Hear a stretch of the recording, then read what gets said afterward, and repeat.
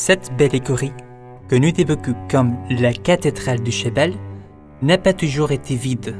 Au contraire, à partir du XVIe siècle et pendant plus de 4 siècles, elle a logé le meilleur étalon chevaux entiers de l'Andalousie.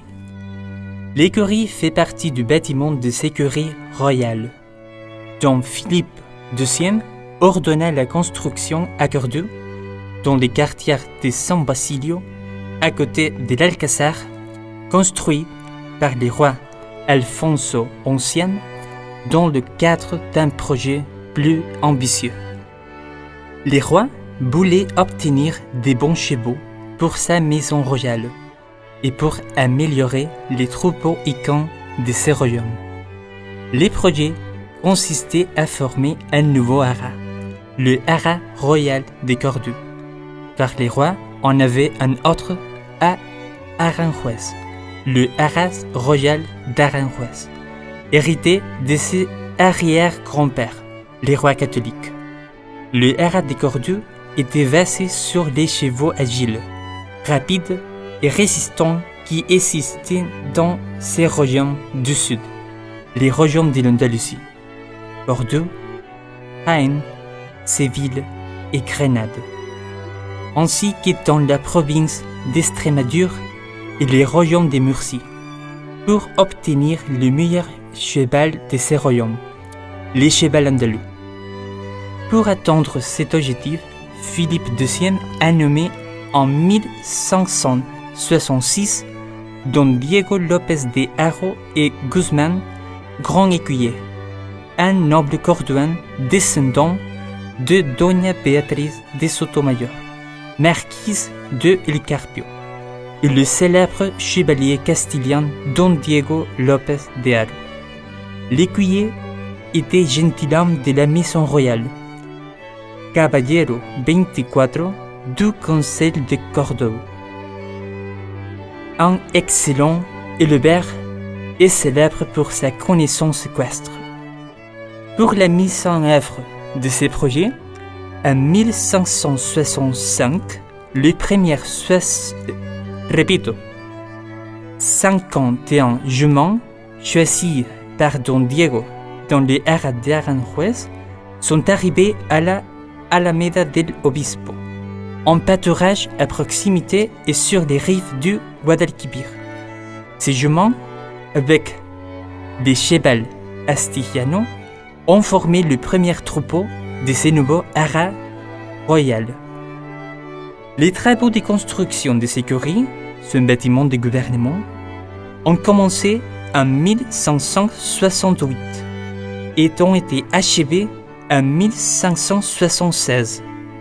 Les pâturages cordouans de la Ribera, Córdoba la Vieja, las Pendolillas, las Gamenosas et d'autres ont été achetés ou loués pour héberger, exploiter, un régime de pâturage avec un an de repos, près d'un millier de juments qui ont fait partie du projet. Pour son fonctionnement, le roi ordonna, à partir de 1570, un budget annuel de 6 000 ducats à être fourni par les conseils des travaux, jardins et forêts sur les bénéfices obtenus des marais selon d'Andalousie. En plus, des autres quantités, on sache, ont été destinées pour l'acquisition de juments. L'une de 4 500 ducats en 1572 et l'autre 75 000 en 1578 maravedis. Tous les juments et les chevaux ont été choisis au goût de Don Diego dans les royaumes de l'Andalousie. Les rois avaient tellement d'intérêt dans cette entreprise qu'il a visité les travaux du 20 février au 26 avril 1570, quand les cohortes ont été convoquées à Cordoue. Le bâtiment des écuries royales a été construit pour abriter les bureaux du gouvernement du haras royal de Cordoue. L'écuyer est une équipe de professionnels de 50 personnes ainsi que des écuries et tout ce qui était nécessaire pour loger plus d'une centaine de chevaux. Les étalons, pendant les périodes de repos, dans les périodes de route, ils étaient déplacés au pâturage et les poulains de 4 ans pour être dévorés. Les écuries ont suivi un incendie dévastateur en 1652 et par ordre de Fernando VI, son écuyer à ce moment-là, dont Fernando Álvarez de Toledo, deuxième duc d'Albe, les a reconstruits dans un court espace de temps. Pour ces raisons, depuis 1659, et comme un rappel de ces faits, les blessons de Charles III, qui était fier de sa réouverture, figurent dans la porte du bâtiment. Puis, en 1809, pendant la guerre de l'indépendance, un grand nombre de ces célèbres chevaux corduans ont été confisqués par l'armée française. Toutefois, lorsque les troupes patriotiques ont perdu la bataille d'Ocagne, l'Assemblée générale gouvernative, pour assurer leur sécurité et sauvegarder la race, a envoyé aux îles Baléares le meilleur étalon des écuries et les meilleurs juments du haras royal de Cordoue. Ces juments et chevaux ne sont jamais revenus à Cordoue, mais ils sont allés, à partir de 1814, au haras royal d'Aranjuez.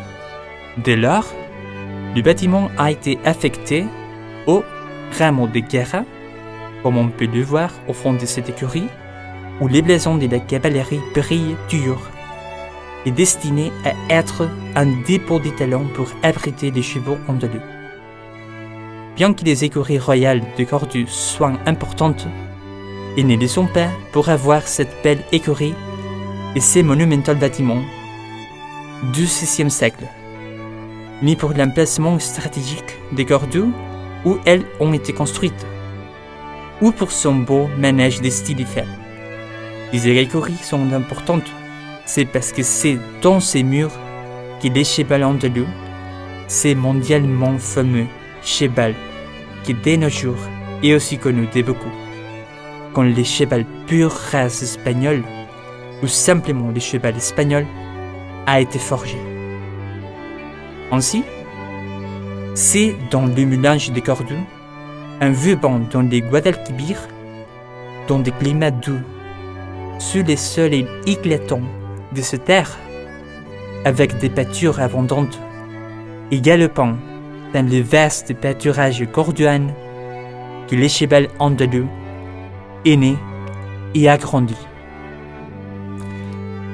Et pourquoi disons-nous que le cheval andalou a été créé ici? Don Diego était un avancé zootechnique, et afin de compléter ses projets, il a fait une série de croisements génétiques pour lesquels il a toujours, ou presque toujours, utilisé les mêmes étalons: il Perfecto, il Noble, Ruanello, Relampago, Anaranjado, il Duquecillo, il Gamo, et d'autres, sur des juments, sœurs, filles ou petites-filles, des caractéristiques similaires. Avec cette population, il a acquis un taux élevé de consanguinité. En plus, Don Diego a travaillé avec cette méthode de sélection pendant 33 ans, de 1565 à 1598, toujours dans le but d'obtenir un type particulier de cheval, celui qui avait idéalisé dans sa tête. Et 33 ans est une longue période, au moins pour l'espèce équine, permettant d'intervenir dans plus de 6 générations. Assez pour définir certaines caractéristiques morphologiques, car il est constaté que 100 générations génétiquement contrôlées obtiennent une pureté de 95%. Si on considère aussi que cela a été fait à un unique et pertinent critère, celui de Don Diego, il n'est pas étonnant qu'il obtienne un prototype de cheval reconnaissable. Ainsi, les chevaux hérités de la Bétique de l'Empire romain, améliorés avec les sensibilités et les critères de l'arabe, qui ont été reflétés dans son agilité et sa beauté, capable de servir les cavaliers berbères pour leurs combats typiques, Torna et Fouillé, avec ses chevaux, Don Diego a été capable d'obtenir à Cordoue un nouveau prototype et nous tous reconnaissons les chevals anglais. Un cheval que nous les voyons se balader dans le foire et le pèlerinage et concourir au dressage de plus haut niveau, rendre les Andalous fiers de sa beauté, son équilibre, son élégance, parce que pour nous et pour beaucoup, il est le meilleur cheval du monde.